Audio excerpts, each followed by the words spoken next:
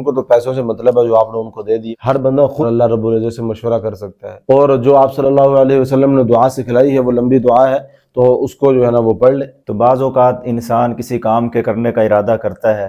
لیکن طرح طرح کے وساوس دل کے اندر آتے ہیں کہ یہ کام کروں یا نہ کروں، تو کوئی فیصلہ نہیں کر پاتا، تو شریعت کی طرف سے کوئی رہنمائی فرما دیں۔ شریعت نے اس کا حل بتلایا ہے، استخارہ کریں، اور استخارہ یہ ہے کہ بھئی اللہ رب العزت سے خیر طلب کی جائے، کوئی بھی کام شروع کرنے سے پہلے خیر مانگ لیجئے۔ حضرت جابر رضی اللہ تعالیٰ عنہ فرماتے ہیں کہ آپ صلی اللہ علیہ وسلم اس طرح استخارہ سکھاتے تھے کہ جس طرح نماز سکھائی جاتی ہے، یعنی جس اہتمام کے ساتھ نماز سکھائی جاتی ہے اسی اہتمام کے ساتھ استخارہ کرنے کا طریقہ ہمیں سکھاتے تھے اور دعا یاد کرواتے تھے۔ یعنی یہ شریعت نے اس کا حل بتلایا ہے کہ یہ دعا پڑھیں، استخارہ کریں، اور اپنے سارے معاملات جو ہیں وہ اللہ رب العزت سے جو ہے نا وہ مشورہ کر لیں۔ استخارہ خود کرنا چاہیے یا کسی نیک بندے سے کروانا بہتر ہے؟ خود کرنا چاہیے استخارہ۔ آج کل جو آن لائن بزنس بنا ہوا ہے کہ بھی 5 منٹ میں استخارہ کروائیں جی، یہ کروائیں وہ کروائیں، یہ تو سارے پیسے کمانے کے چکر ہیں۔ آپ ان کو کیا ضرورت ہے آپ کے لیے استخارہ کرتے پھریں، وہ ان کو تو پیسوں سے مطلب ہے جو آپ نے ان کو دے دیے بس۔ تو جب آپ صلی اللہ علیہ وسلم نے اہتمام کے ساتھ استخارہ بندے کو سکھلایا ہے ہمیں، تو اس کو خود کریں، کوئی مشکل کام تو ہے نہیں، ہر بندہ خود اپنے کام کے لیے استخارہ کر سکتا ہے اور اللہ رب العزت سے مشورہ کر سکتا ہے۔ اور اس کا طریقہ یہ ہے کہ 2 رکعت نماز نفل اہتمام کے ساتھ ادا کریں، اور اس کے بعد جو ہے اللہ رب العزت کی حمد و ثنا کریں، آپ صلی اللہ علیہ وسلم پر درود پاک پڑھیں، اور جو آپ صلی اللہ علیہ وسلم نے دعا سکھلائی ہے وہ لمبی دعا ہے تو اس کو جو ہے نا وہ پڑھ لیں۔ اگر آپ اس کو زبانی یاد ہے تو زبانی پڑھ لیں، اور اگر زبانی یاد نہیں ہے تو اوپر دیکھ کے 4-5 دفعہ ریہرسل کر لیں اور اس کے بعد اوپر دیکھ کر پڑھیں۔ اور وہ دعا یہ ہے: اللہم انی استخیرک بعلمک واستقدرک بقدرتک واسألک من فضلک العظیم فإنک تقدر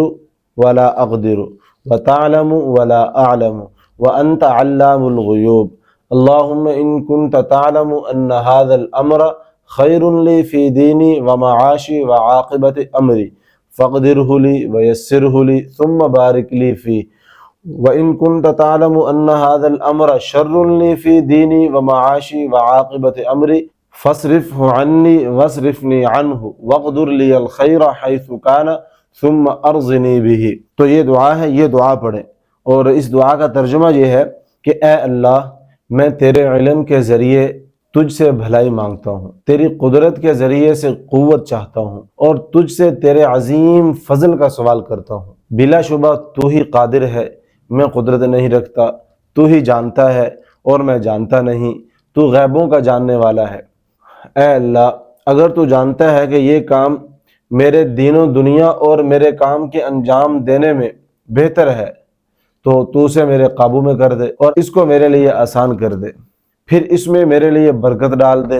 اور اگر تو سمجھتا ہے کہ یہ کام میرے لیے، میرے دین کے لیے، دنیا کے لیے اور کام کو انجام دینے میں بہتر نہیں ہے تو اس کام کو مجھ سے پھیر دے اور مجھے اس کام سے پھیر دے، یعنی دور کر دے،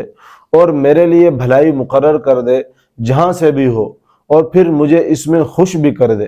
تو یہ کتنی بہترین دعا ہے جو آپ صلی اللہ علیہ وسلم نے ہمیں سکھلائی ہے۔ یہ دعا پڑھ لیں گے تو اللہ رب العزت جو ہے نا آپ کے دل کے اندر جو ہے نا وہ اطمینان ڈال دیں گے۔ اگر کام کرنے کی طرف دل کا میلان ہے اور دل مطمئن ہے تو کام کر لیں، شادی کرنی ہے یا کہیں کاروبار شروع کرنا ہے یا کوئی اہم کام ہے جس کے بارے میں آپ نے استخارہ کیا ہے،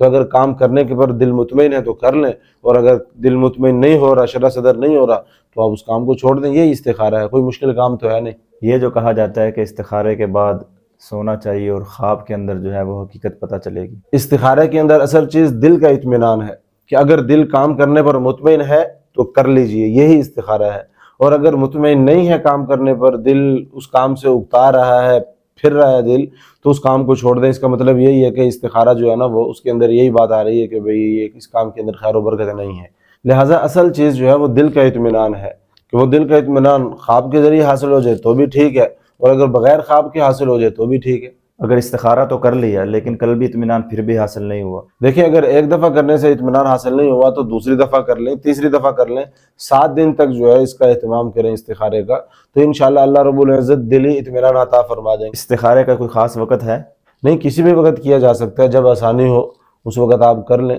بہتر تو یہ ہے کہ اگر آپ رات کو کر لیں عشاء کی نماز سے فارغ ہو کر جو ہے نا اس کو پڑھ لیں تو اس وقت یکسوئی حاصل ہوتی ہے بندے کو، تو اس وقت کر لیں۔ اگر اس وقت میسر نہیں ہے تو آپ کسی بھی وقت کر سکتے ہیں، کوئی مسئلہ نہیں ہے۔